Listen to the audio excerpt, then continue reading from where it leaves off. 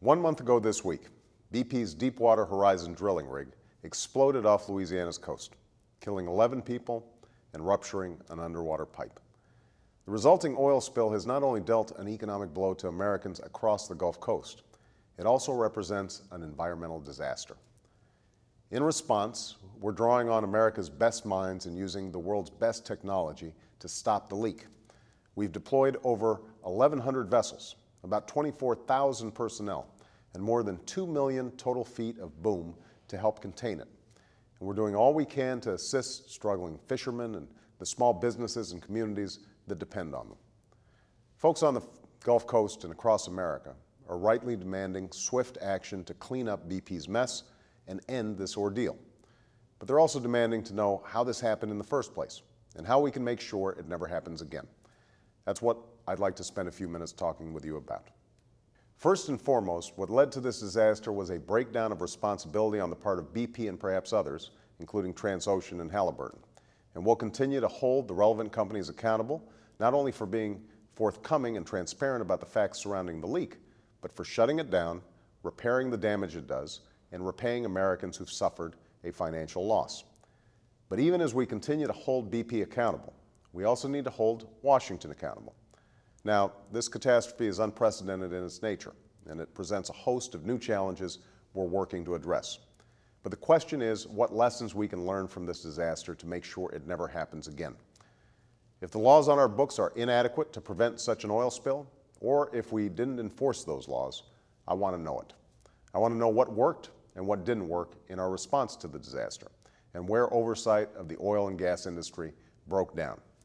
We know, for example, that a cozy relationship between oil and gas companies and the agencies that regulate them has long been a source of concern. Secretary of Interior Ken Salazar has taken steps to address this problem, steps that build on reforms he's been implementing since he took office. But we need to do a lot more to protect the health and safety of our people, to safeguard the quality of our air and water, and to preserve the natural beauty and bounty of America. In recent weeks, we've taken a number of immediate measures to prevent another spill. We've ordered inspections of all deepwater operations in the Gulf of Mexico. We've announced that no permits for drilling new wells will go forward until the 30-day safety and environmental review I requested is complete.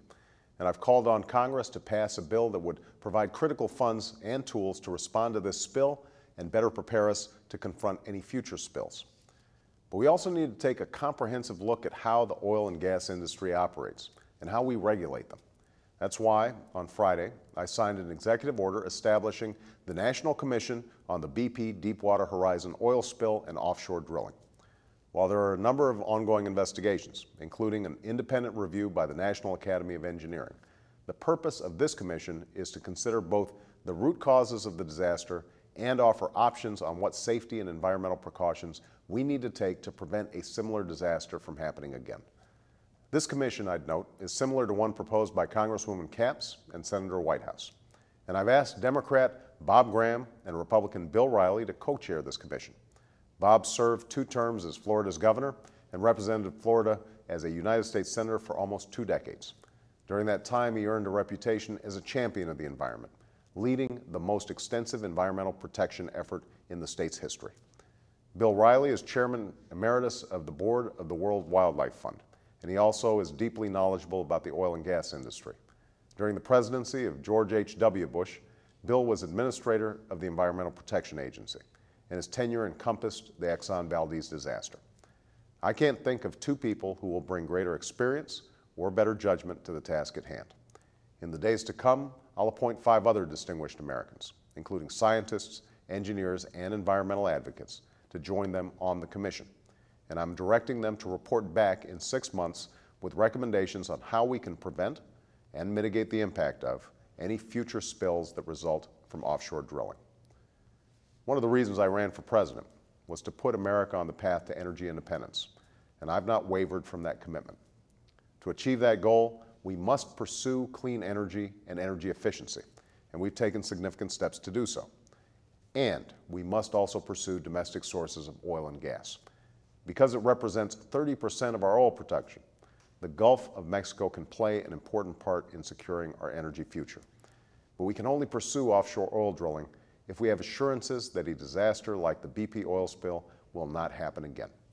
This commission will, I hope, help provide those assurances so we can continue to seek a secure energy future for the United States of America. Thanks so much.